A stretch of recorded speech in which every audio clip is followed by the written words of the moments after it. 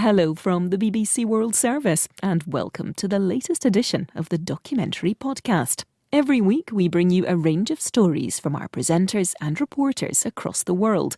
If you have the time, please rate the documentary on your podcast app and leave us a comment. Let us know what you think.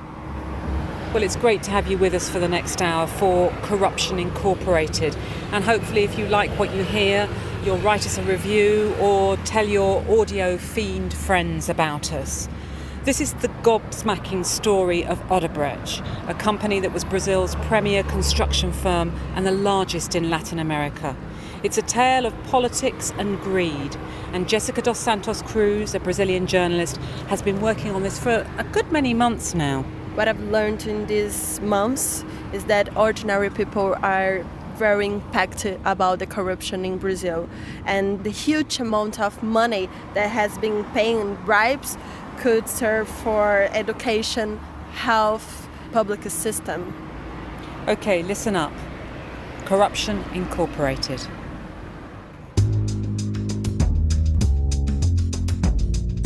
This is the BBC World Service and you're listening to Corruption Incorporated, the story of Odebrecht, a Brazilian mega company convicted of sleaze on an industrial scale.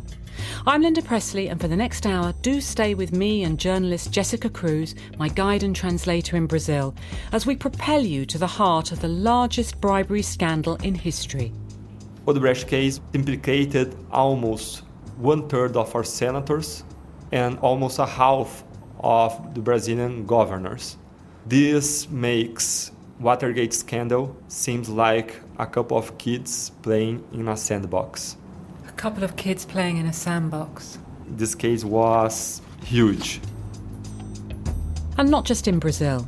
This was a web of corruption with tentacles reaching to Africa and across the region. The president of Peru was forced to resign last month. The vice president of Ecuador is in prison. Politicians and officials from Guatemala, Colombia, Argentina, 10 Latin American nations have fallen under the Odebrecht bus. We begin this remarkable tale in the Brazilian city of Curitiba. Dos laboratórios de informática.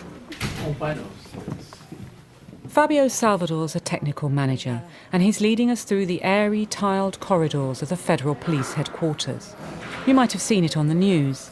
It's the building former President Luiz Inacio Lula da Silva was brought to recently to begin a prison term on corruption charges. But we're off to a sealed area where police are working to crack computer codes that will give them access to an encrypted Odebrecht server. So we've stopped in front of a door that says prohibited entrance of people who are not authorised. So this is where it's all happening. Ela é totalmente isolada de qualquer tipo de comunicação externa. The room is totally isolated from external communication, internet, telephones, and it's concrete. Even me, the manager, cannot go in. And how many people work in this room? 8 peritos criminais federais e They are 8 federal police criminal experts and 1 technical assistant from Odebrecht. Was this room constructed here especially for this server? Yes, especially for this work. I imagine quite a lot of people would like to see what you've got on those computers, or they'd like to destroy what's on those computers. Não só destruir, mas trabalhar. Not just to destroy it, but also to work with those informations. Há muitos nomes. There are many names in there. Names of politicians, party workers, civil servants, officials of state-owned enterprises, fixers, lawyers, bankers and business people in at least 12 nations.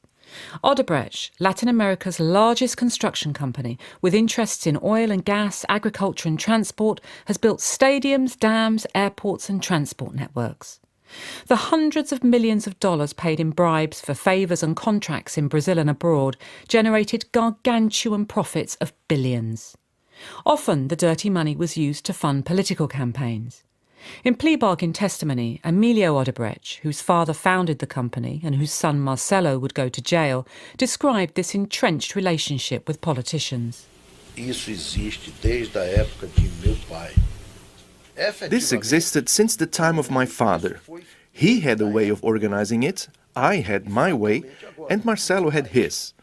What we're talking about in Brazil is a system that hasn't just been in place for 5 or 10 years, but for 30 years. It was institutionalized. It was normal. Coisa normal.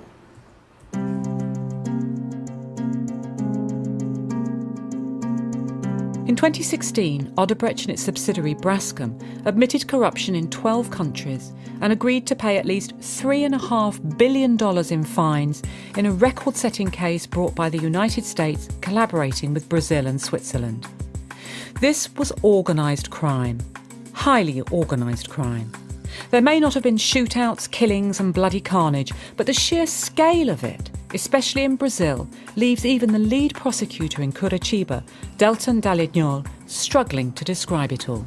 In Odebrecht case, there are many reasons for you to be speechless. How many public agents were bribed? That a company had a whole system prepared only to pay bribes. Or when you see that Odebrecht has its own senators and congressmen prepared to pass bills in favor of them, you have to be astonished. You have to be breathless when you see that one sole company paid bribes in favor of 415 politicians of 26 political parties all over Brazil. Speechless, breathless, I'd say gobsmacked. Odebrecht wasn't the original focus of prosecutors in Curitiba, so let's roll back a bit. Lava Jato, or car wash in English, the overarching corruption case that's enveloped Brazil, putting some of the rich and powerful, including former President Lula, behind bars, began in 2014 as a money laundering probe.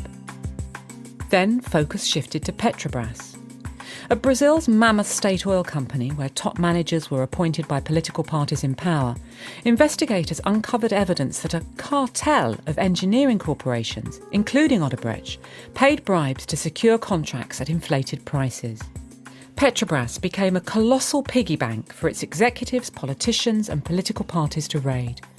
Over a decade, more than $2 billion were paid in kickbacks, and Petrobras lost around $14 billion through overpricing. Imagine how many schools and hospitals that money would buy. Prosecutors began to look hard at perhaps the most influential member of that construction cartel, Odebrecht.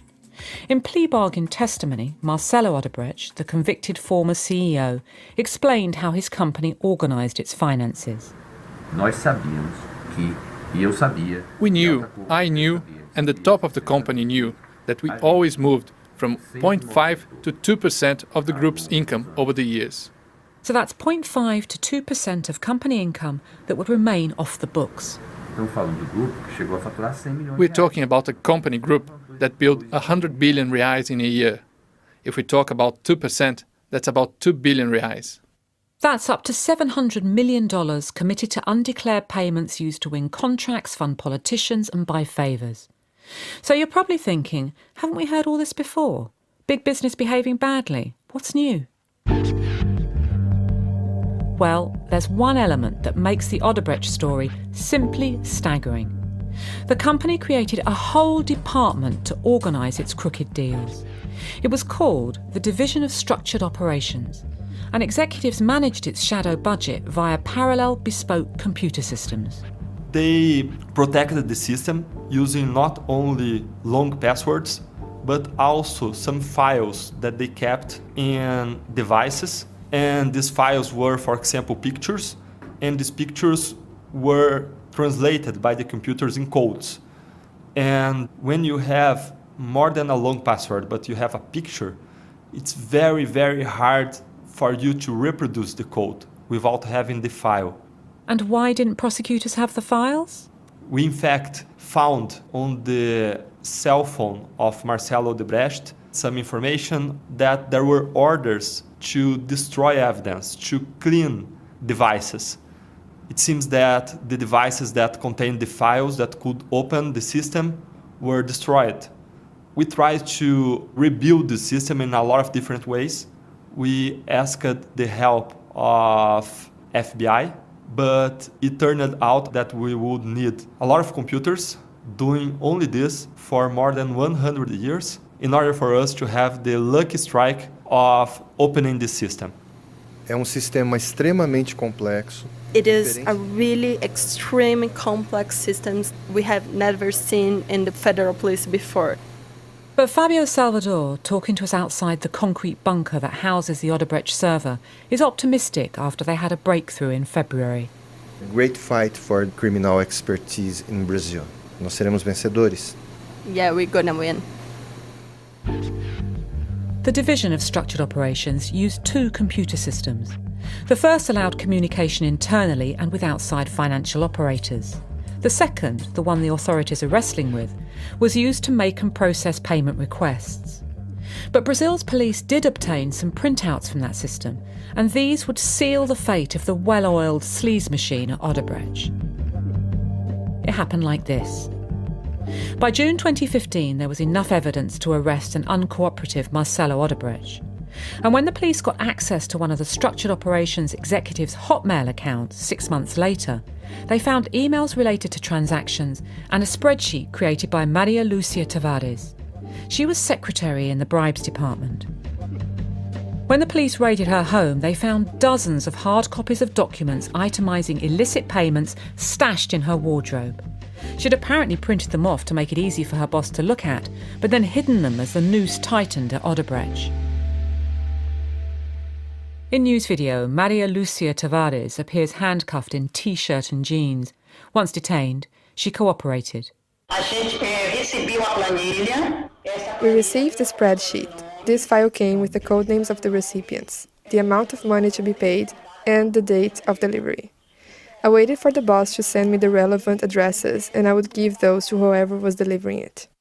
She's talking about cash here, money that may have been laundered through a multi-layered system of offshore shell companies and banks around the globe.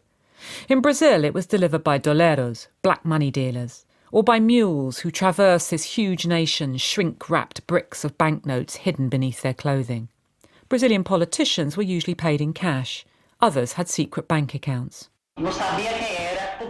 I didn't know who the recipients were. We used code names, but I was never told who those people actually were, and I was never curious to find out.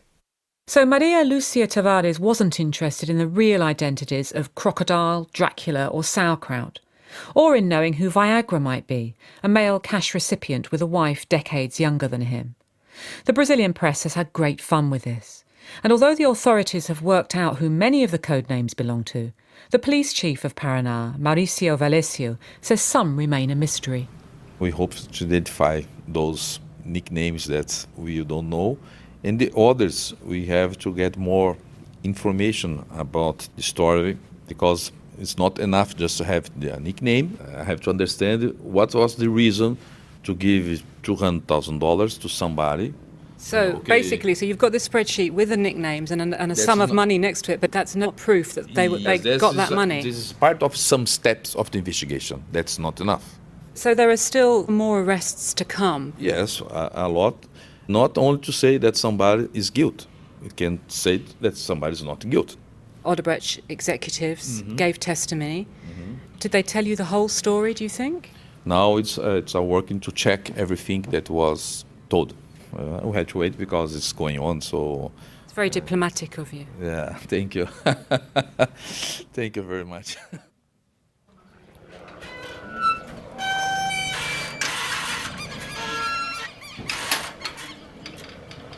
So west of Curitiba, almost into the kind of tropical countryside, we've driven up a small rural road. Small houses, a few broken down cars, quite a lot of dogs lying in the sun in the road. And at the end of this road is the state of Paraná's penal medical complex. There are a couple of watchtowers on one side. On the left, there's some very plain cream blocks. On the other side, some single-storey buildings. And so many of those connected with the Lava Jato and Odebrecht investigation have passed through the gates here, and even Marcelo Odebrecht himself. Yes, he was convicted and then he came to here and stayed for some months before he signed the plea-bargain agreement. Começaram a cair, né? Apareceu At the gatehouse, we chat to one of the guards about the high-profile executives and politicians who've been incarcerated here. He said that always have been corruption in Brazil, but finally the big ones start falling. We hear this wherever we go. Many Brazilians still can't quite believe the immaculately dressed millionaires and politicians they've seen on TV are actually going to prison for their crimes, and are even held in preventative detention. In March 2016, Marcelo Odebrecht was sentenced to 19 years for paying bribes of more than $30 million to Petrobras officials. But he isn't in jail any longer. He's under house arrest in his mansion in Sao Paulo, and his sentence has been reduced to 10 years. That's because, along with 77 Odebrecht employees, he agreed to collaborate with prosecutors in Curitiba. The extensive use of plea bargains in Brazil is recent.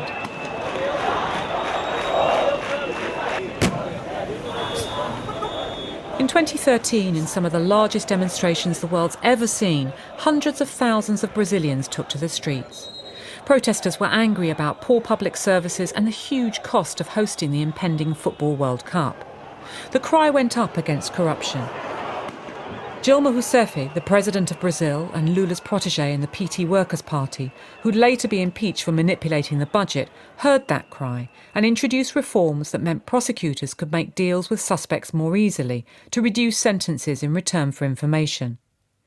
The lengthy depositions given by Odebrecht employees have since implicated dozens of politicians, especially from the PT. Eugenio Aragão, a former justice minister in Dilma Rousseff's government, is a long-term critic of the prosecutors running the Odebrecht and Lava Jato investigations in Curitiba. There is no obedience to any kind of standard of due process of law and fair trial.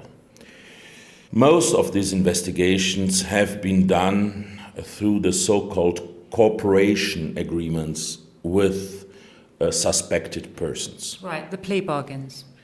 Many of them who finally gave any kind of information to the investigators, they were kept for a long time in jail. So this means that they give any kind of information just to get free. And we know that many of these people who made this kind of cooperation agreement with the authorities, they have been left with all their revenues and everything just because they gave information on the PT. So there is clearly a bias in relation to our party, even if other parties are also involved. And Lula supporters feel this even more keenly now that he's in prison and, for the moment at least, prohibited from running for president again this year. Out of the city of Curitiba, once famous for its sustainable urban planning and commitment to recycling, but now renowned for its energetic anti-corruption prosecutors, we drive for about an hour to a town still reeling from the scandal that engulfed Petrobras. We're at the site of the 5th largest oil refinery in Brazil, in the town of Araucaria, and the whole economy of this area is dominated by this massive works complex. On the road here, we've seen that all of the industry here is to do with gas, petroleum, lots of transport companies. And this refinery here in the state of Paraná is just one of the Petrobras facilities that's been cited in the Odebrecht case.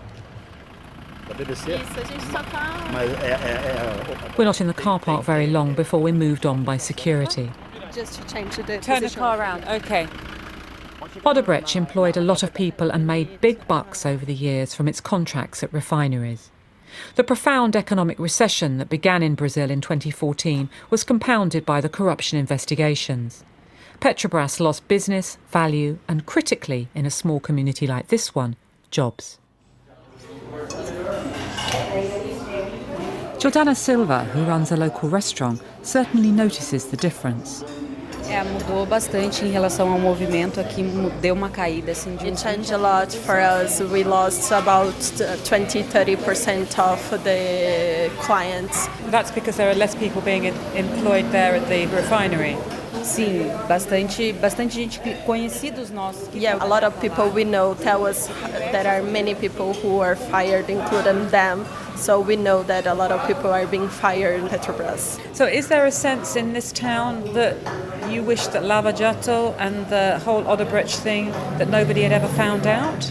Meio a meio, né? Eu acho que depende muito da pessoa. I think it's a half and half opinion of the population, because I believe that this was good because we now can see what was happening inside of those companies.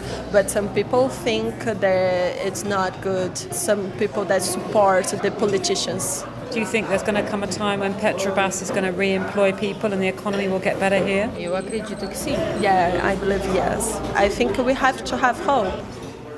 Jordana's one of the optimists in this town. We find a lot of disillusionment. And the municipality's budget has shrunk dramatically because Petrobras isn't generating the work that pays the local taxes. After lunch at Jordana's, our visit takes an unexpected, although very Brazilian, twist. Well, in Araucaria, we decided we're going to try and track down the mayor. He's quite a new mayor. He was just elected last year. His name is Hissam Hussein Dehaney. So, Googling him here, and the first stories that come up are... One is about accusation of drug trafficking, organized crime. He's being accused of paying bribes and corruption in some municipality contracts. It's quite extensive resume in the police department. It may be an extensive resume in the police department, but he's got serious competition. It turns out the previous mayor, Rui Sergio Alves de Sousa, was convicted of money laundering and criminal organisation, skimming off cash from the municipality, and was sentenced to 50 years in prison. Mayor Dehaney isn't in town when we visit, but we find his right-hand man, Genildo Carvalho, in his office on a Saturday afternoon. Conseguiram instalar uma grande quadrilha no The same what was happening in Petrobras and Odebrecht was happening here as well. So we had a criminal group that caused huge damage in the city. When we took over, we had a debit of 6 million reais in the city. So that's 20 million US dollars? Yes, and many of the public servants were on a strike because they didn't get their salaries. So how is the town doing now? Ano depois, nós enxugamos contratos, We rompemos close contratos. public companies like the transportation company, reduce public service vacancies. With all those initiatives, we could pay the debt. We now can run the public service like schools and hospitals. And now we have in our reserve more than 100 million reais. So 100 million reais, that's about $35 million you've got in reserves. I have to say that on the way here, I Googled your current mayor, Hissam Hussein Dehaney, your boss, and the first articles that appeared were related to allegations of drug trafficking and money laundering. O Issam, ele foi uma pessoa He muito was persecuted for many years here in Araucaria because he is not a politician. He is a businessman. So the political group that was running the city before went behind him with accusation and complaints that never been proved. And he was absolved by the prosecutors in the city. In the election, he was elected by 53% of the population. This is a vote of trust that the population gave to us.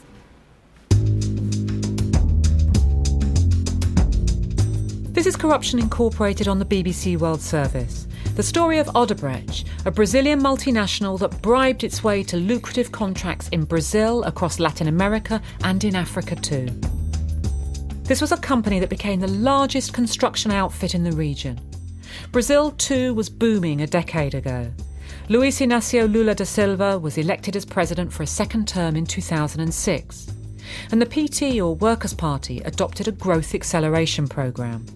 Energy, transport, housing and sanitation were on the agenda.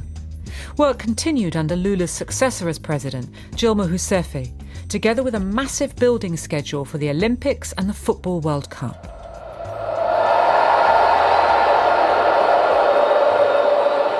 Arena Corinthians in Sao Paulo's east, away from the city's glitzy downtown, was one of the stadiums built in time for the World Cup.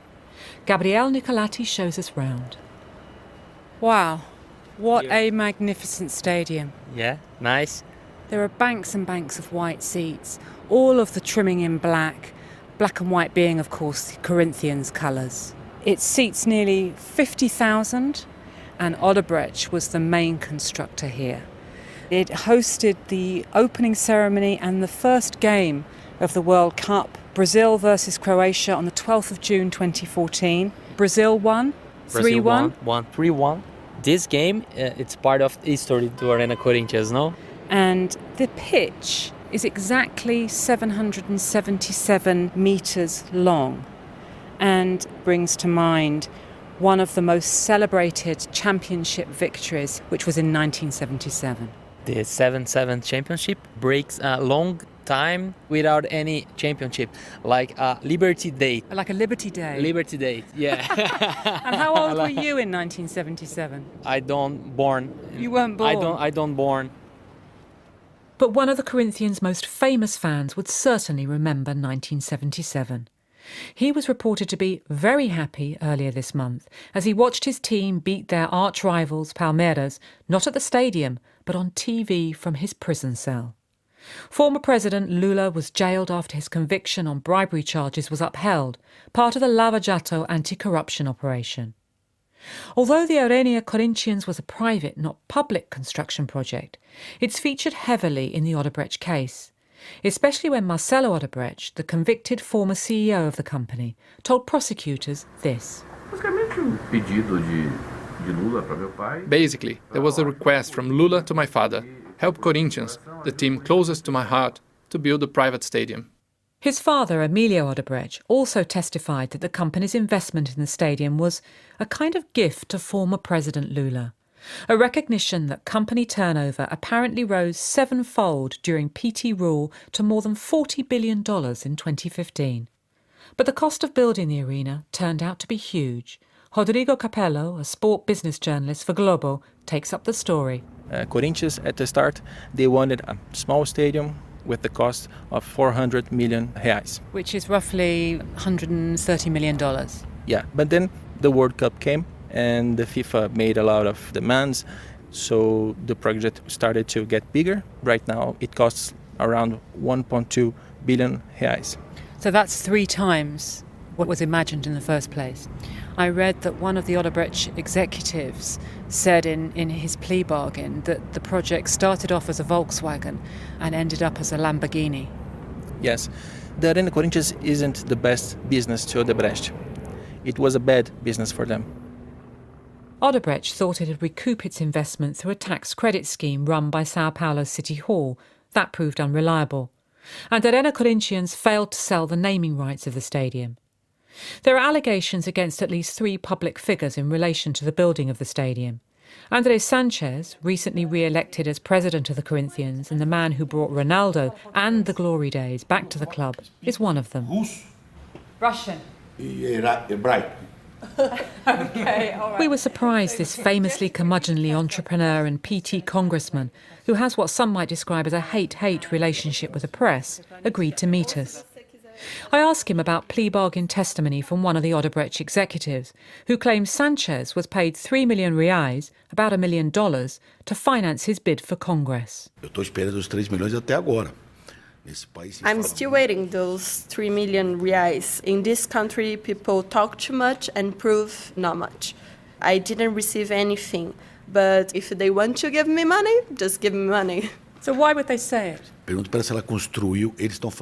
was just one executive who said that, who was the engineer of Arena, and he's asking you if you have built something. Have I built something? No.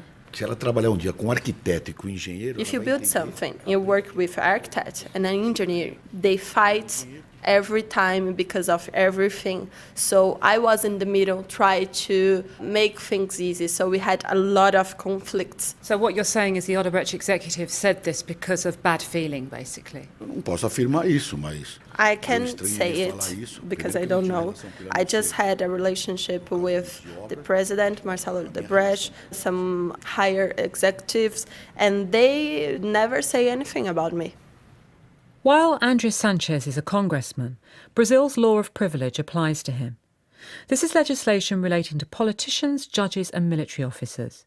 It means only the notoriously slow Supreme Court can rule on cases against them, rather than prosecutors lower down in the legal system, like those in Curitiba. It's the reason few serving politicians have been convicted in Brazil's myriad corruption scandals. I ask Andrés Sanchez if he'll stand again in the elections this year. impossível. Nunca mais na minha vida. Impossible. I will never do that again in my life. O sistema político brasileiro faliu. The political system failed. Part of the corruption. We have more than 23 parties. I know that we need the politicians to be in a democracy, but the system is failing. But when you're not a congressman anymore, it means that the charges could be brought against you in the lower courts, which means that could happen much, much faster than it would in the Supreme Court. Deus queira que eu volte para a primeira instância. I would like to be seen by the lower court. It's going to be faster to prove that I'm not guilty.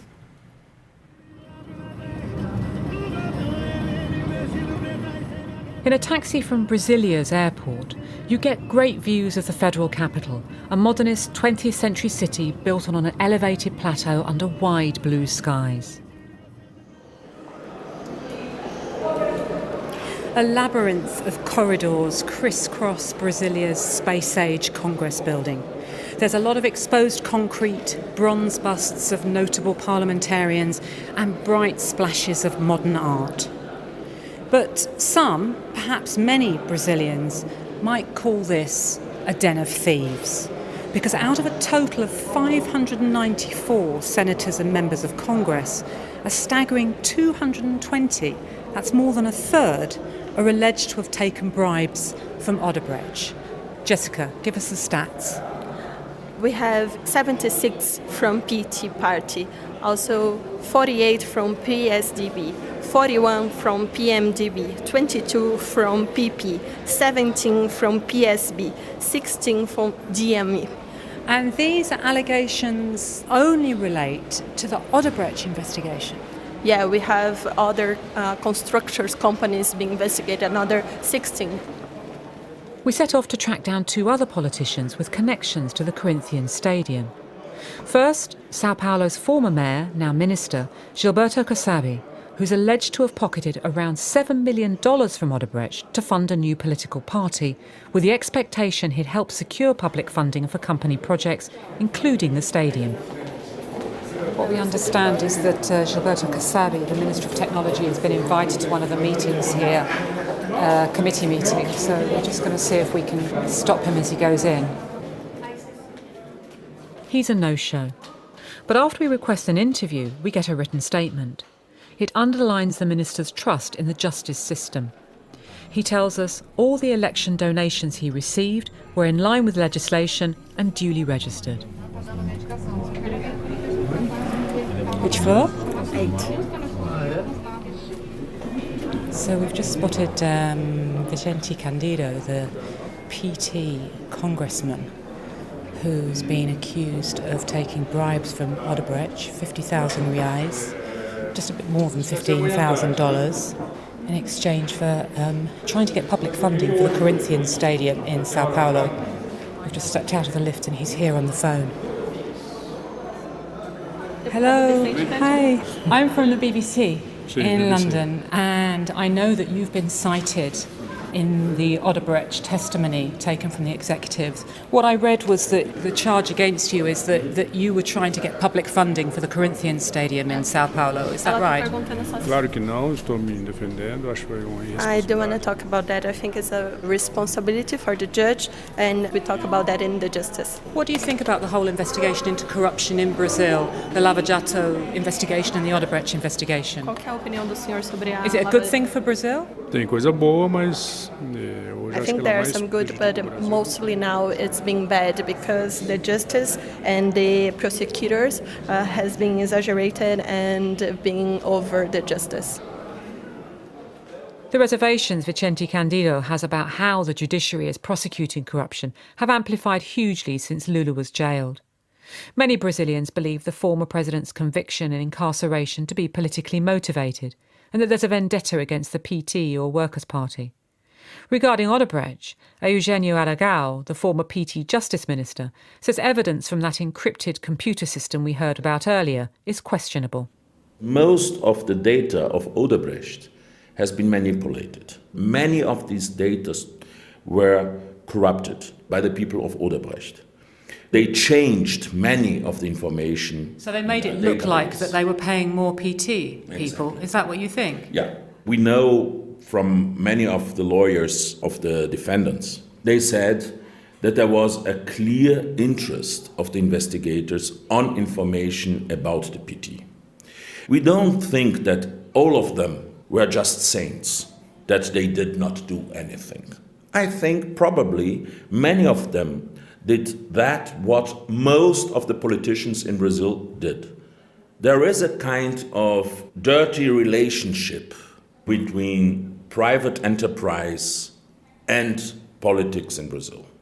And this is used mainly by the politicians for the financing of their campaigns.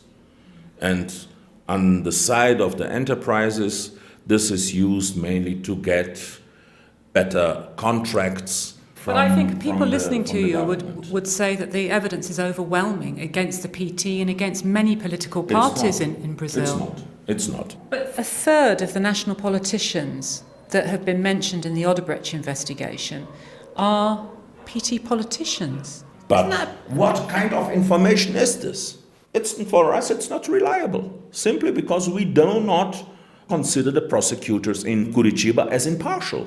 The judiciary in Brazil is responsible for demoralizing the whole politics as such in the democracy.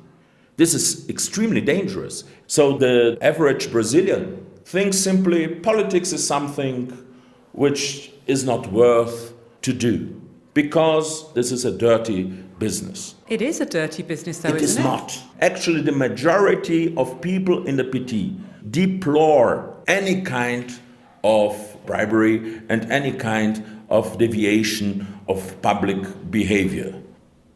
Many analysts argue corruption in Brazil will continue until there's reform to lower the costs of political campaigning and so reduce the incentives for graft.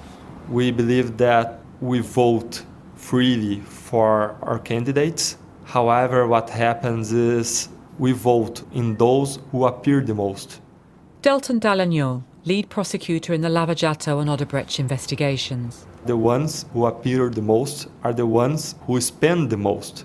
And the ones who spend the most are the ones who gather money the most. Many of them are people who collect bribes.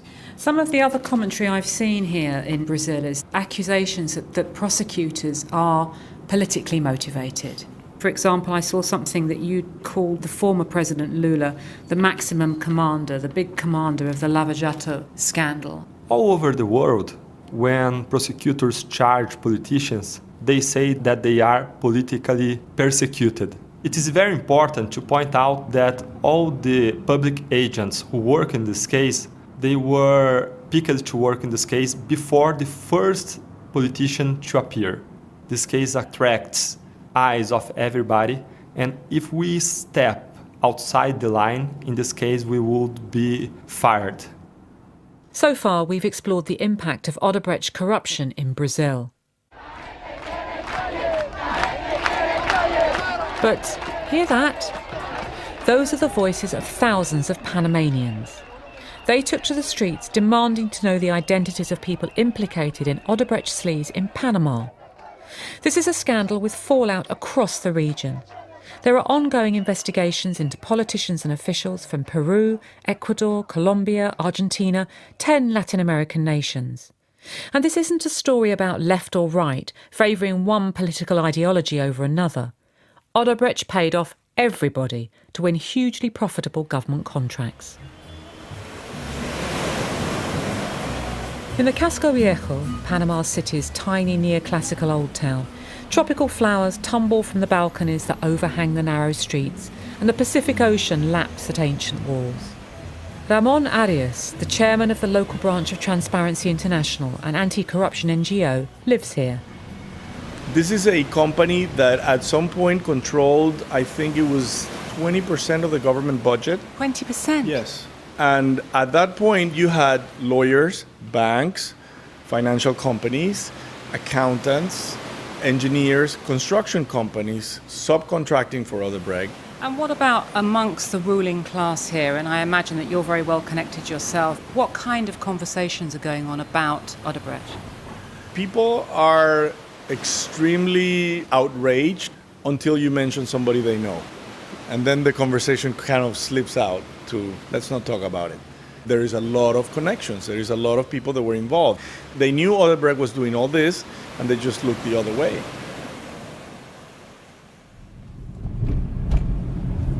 Look at over there. That's the old part of town right over there. Well, there are pelicans overhead, the skies are moody grey, and I'm with Berta Taya, a veteran journalist here in Panama City. And we're on the Cinta Costera, which is a giant causeway that loops out into the Pacific and does a detour around the Casco Viejo, Panama's old town. This was built by Odebrecht, but it was never meant to be a causeway, was it, Berta? It was going to be a tunnel underground, and it turned out to be too expensive, so they decided to do this instead. And it was still over budget, even once they'd changed it from a tunnel to a causeway. That's right, yes. In fact, I understand that actually it turned out to be more than the tunnel would have been to begin with. There was a lot of money that was spent that probably shouldn't have been spent, and that there are some people who probably should be in jail or at least being processed, criminally indicted. The names of those detained or negotiating plea bargains in the Odebrecht case aren't in the public domain in Panama. But press reports suggest 60 people are under investigation, including 5 former government ministers and the 2 sons of ex-president Ricardo Martinelli. $22 million in Swiss bank accounts linked to the Martinelli brothers, who remain free in the US, has been frozen, and a helicopter and a luxury apartment in Madrid have been seized. Their father, the former president, is detained in Miami, awaiting extradition on phone tapping and other corruption charges.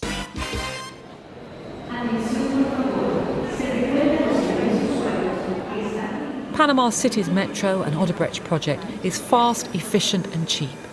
Line 1's up and running, and the Brazilian company's continuing to work on Line 2. From the people I chat to, there's universal praise for the system.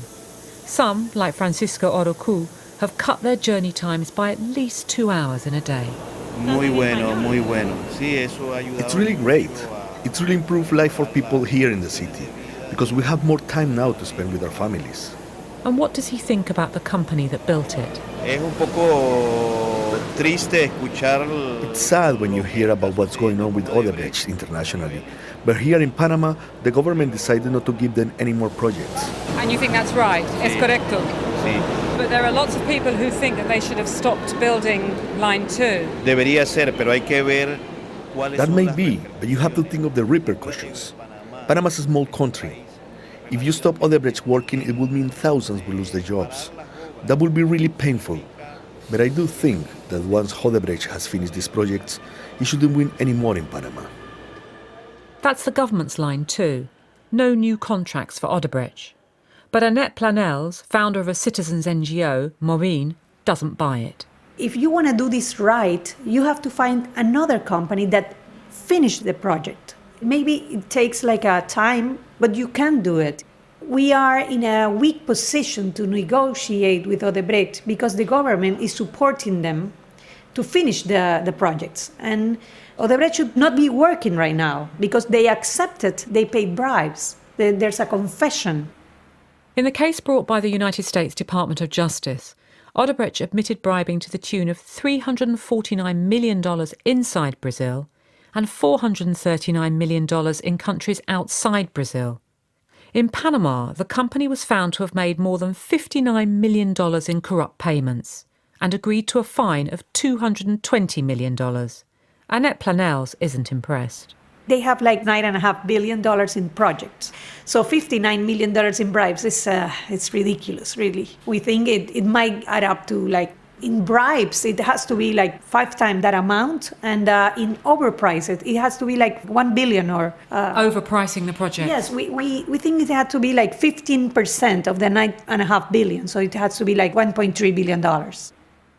When I meet Jorge González, a minister in President Varela's government, I ask him about the size of the penalty, which incidentally Odebrecht has been given 12 years to pay. If you are referring to the $220 million fine that was negotiated by the Attorney General's office, we, as the central government, didn't have involvement with that. We are concentrating on making sure the projects are finished, that Panamanians keep their jobs, and that in the future this kind of situation doesn't occur again. I mean, as part of what's happened here in Panama with the Odebrecht scandal, there have been allegations made about Juan Carlos Varela, the president. I mean, can people trust that this will be investigated without fear or favour? The President of the Republic has said publicly he hasn't participated in any kind of activities or accepted donations from Odebrecht.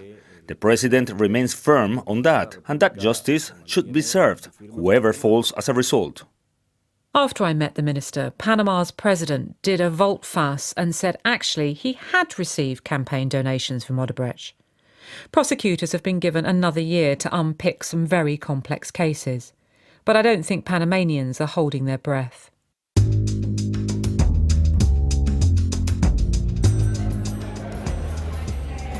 Back in Brazil at the Sao Paulo HQ of Odebrecht, workers stream out into the lunchtime sunshine while we head up to the executive floor to talk to the new CEO, Luciano Girolin. I tell him about the mixed feelings there are in Panama about Odebrecht continuing to work there and ask him about that $220 million fine. I think that it's a very substantial figure.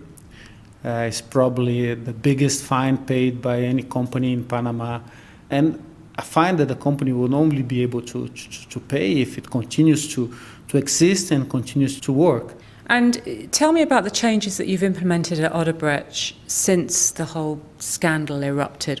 Tell me about the anti-corruption training that you've instituted for people. I think after we admit our mistakes, we initiated a substantial anti-corruption training that engaged all our leadership and most of our internal people to make it very clear what is acceptable and especially what is not acceptable. I think that more than 20 executives who gave evidence to the prosecution in the plea-bargain process, they're still working with the company. Can they be trusted? Those individuals are being monitored by the independent monitors and have committed to additional anti-corruption training, and they don't have approval capabilities within the company.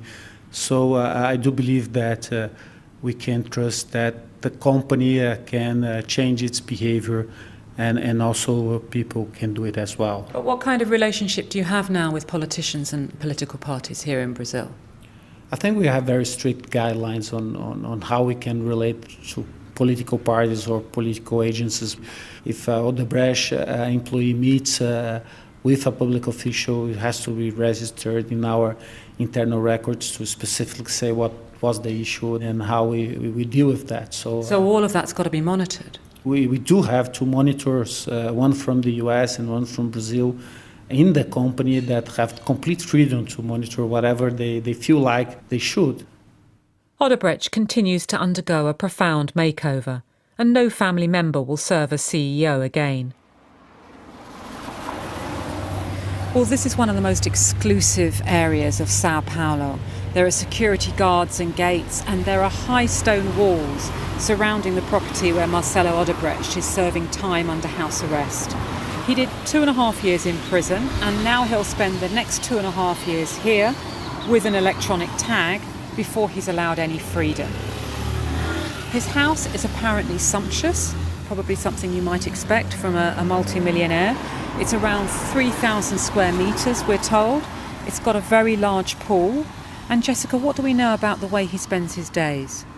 We know that he wakes up before 6 a.m. as he was doing in jail to work out. Then he goes to his desk at 8 to look through more than 400,000 emails in his computer, searching for evidences that proves that he wasn't the only one responsible for what happened in Odebrecht. The prince, as Marcelo Odebrecht was once known, is furious he's paid the heftiest price for the bribery scandal. While I'm in Brazil, we're told he's no longer on speaking terms with his father, who drove the plea bargain deal. Emilio Odebrecht will begin a sentence of 4 years house arrest once company reforms agreed with the Brazilian and American authorities have been completed. A calculation was evidently made that, like the banks after the crash of 2008, Odebrecht was just too big to fail.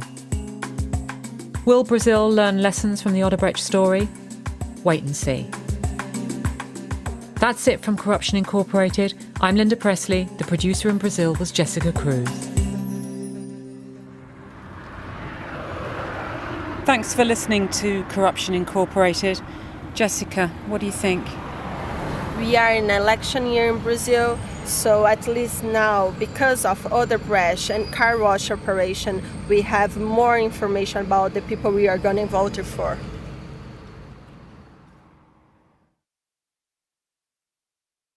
We'll have more from the documentary podcast soon. And just a quick reminder about our major new podcast series, Death in Ice Valley.